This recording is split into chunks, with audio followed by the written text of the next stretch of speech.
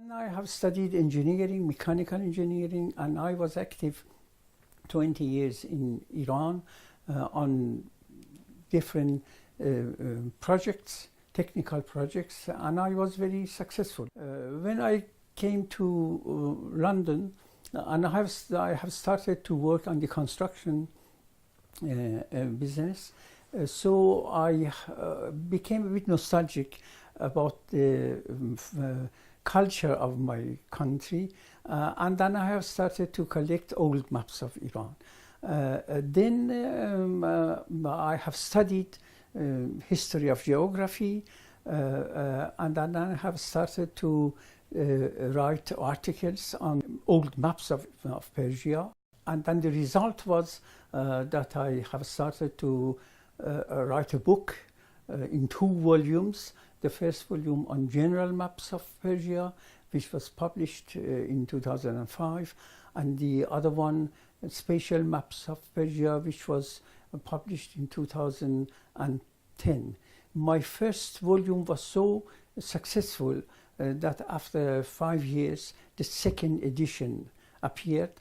I was happy and lucky to find a very good publisher, and that is the Brill publisher of Leiden, Holland.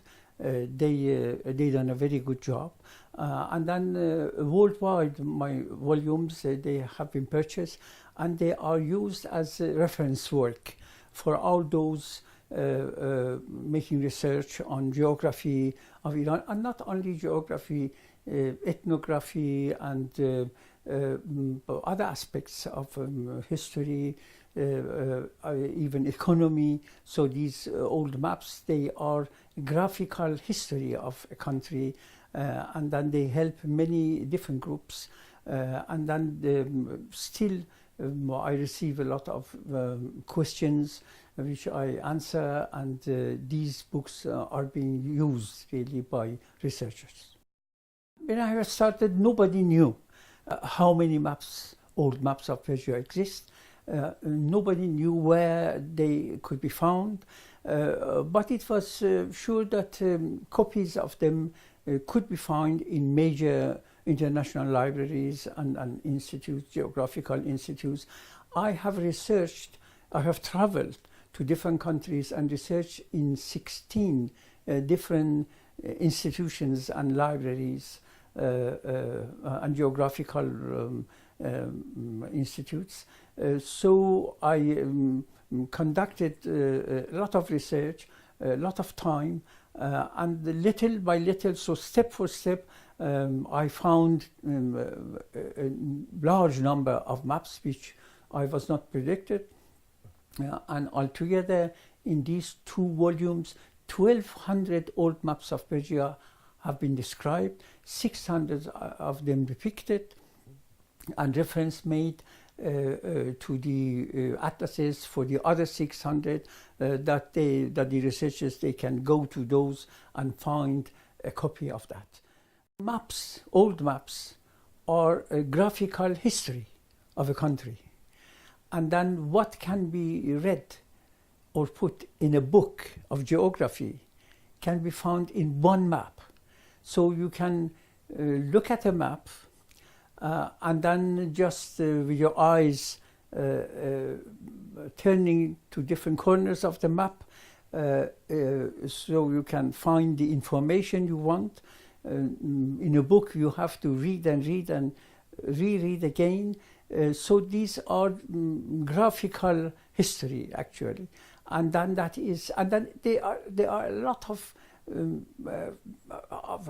small points that could not be described but could be seen there. For example, the distances. How can you describe the distances when you give kilometer or mile or whatever? So it is not so graphical, so good as to see it, how far 2 cities are located from each other.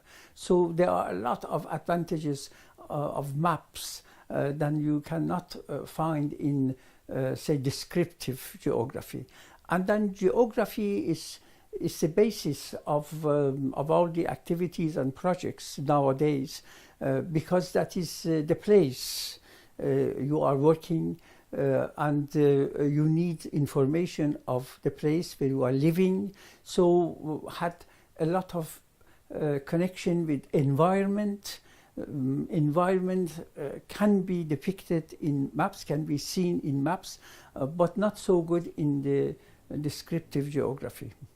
I had collected some 300 maps. That is not all, it was not all inclusive, because the number of maps which I have mentioned are about 1,200, but many of them they were only in atlases and in libraries.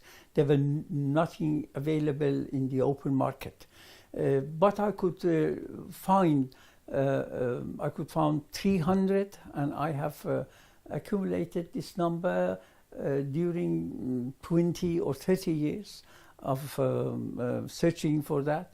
And then when my books were printed, I realized that this volume could be sold. I could have made some money, but that was not my goal. I didn't want to do that. The best thing was I wanted to donate it to a center that they keep it, and they make it available to all the researchers. I found SOAS, that is the Oriental section of the University of London.